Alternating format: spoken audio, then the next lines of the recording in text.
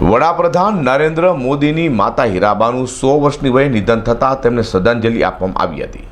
સુરત નવી civil hospital ખાતે nursing staff દ્વારા આજે શ્રદ્ધાંજલિ અપાઈ હતી।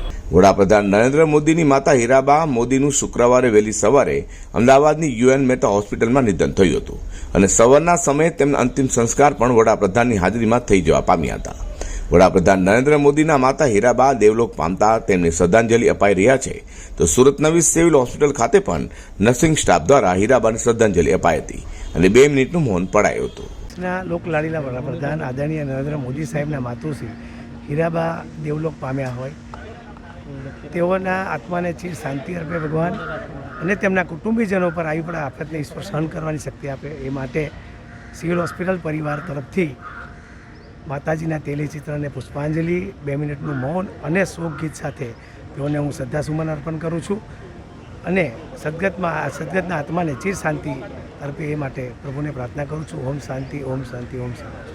સુરત નવી સિવિલ હોસ્પિટલ ખાતે હીરાબાને શ્રદ્ધાંજલિ આપવા માટે મોટી સંખ્યામાં નર્સિંગ સ્ટાફ સાથે ડોક્ટરો અને અન્યો પણ જોડાવા પામ્યા હતા। અઝર કુર્સી સાથે હર્ષદ સેઠા।